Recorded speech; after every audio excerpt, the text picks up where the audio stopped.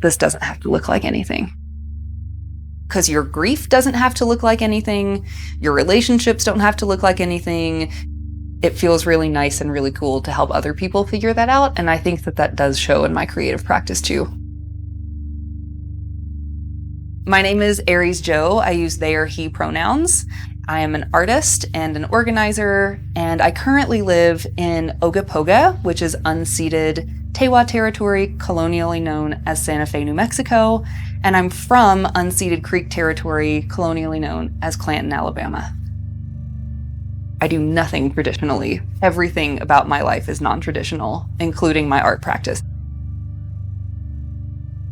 Before I understood myself more, my visual art, particularly my sculpture and body casting, was a way for me to try and understand and process those really challenging feelings about my body, those really challenging things that other people had told me about my body for my entire life.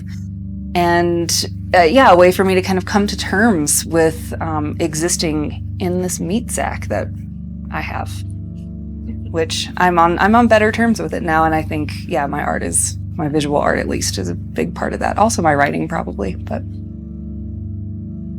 then the theme really started to emerge that stayed with me for many, many years until pretty recently, and that was processing grief, because my mom died of suicide my freshman year of college at UAB, and that really impacted my whole world. I didn't have access to good grief therapy. I didn't have a great experience with the death care space at that time. And I didn't have a way to process the fact that this constant in my life since childhood was suddenly gone. And so ephemerality and grief and loss and tangibility became incredibly difficult for me to wrap my brain around. And creating visual art, particularly sculpture, became a really important way for me to process that grief and that loss and understand it in myself. And it took so many years. This is what my work was about from my freshman year of college through grad school until just a few years ago. And after working in the death care profession myself and learning more about it, it felt like a nice seal to that chapter of what I needed to think about all the time. For a long time, my artwork and creative practice was about processing and understanding grief, and now it's about processing and understanding joy. I feel like where I live now and who I am now, being out, being my full self, being my whole self, has allowed me to find my chosen family and find my community. And it does make me want to give back, whether that's through holding a grief circle or distributing harm reduction supplies and doing mutual aid work, or doing my job at New Mexico School for the Arts, where I'm helping kids get a tuition-free arts education. All of that is thinking about community building, helping others, loving others, and that's the baseline through all of it.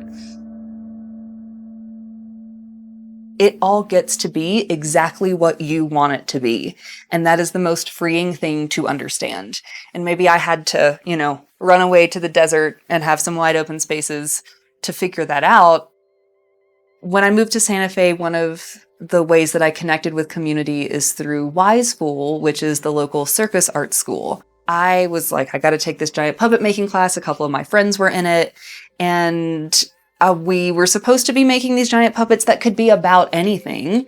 And at that moment in my life, I was really thinking about these dichotomies in myself of joy and grief and masculine and feminine and non-binariness, and decided I wrote out this whole long prompt about the iridescence of life and our ability to hold multiple truths at the same time, and thus Pearl, the giant puppet, was born.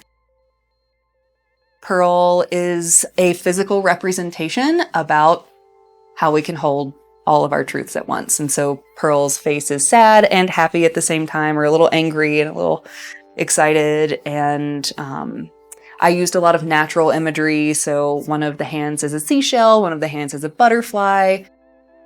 There's a lot of iridescent fabrics and shiny fabrics on pearl because, yeah, that iridescence, that kind of shimmering quality is what I was looking for, and that's what pearl is named for as well.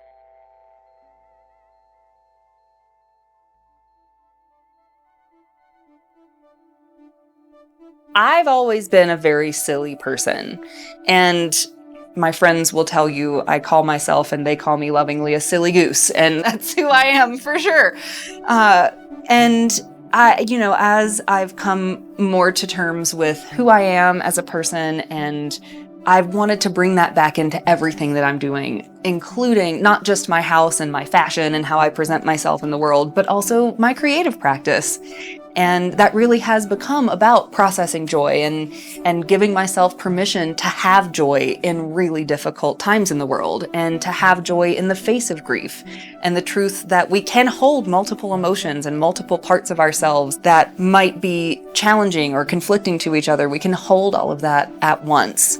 And that's really important to how I live my life now, for sure. What I would tell my young self growing up in Clanton, Alabama, and knowing what's ahead of that person is stay curious, hang in there, and it doesn't have to look like anything.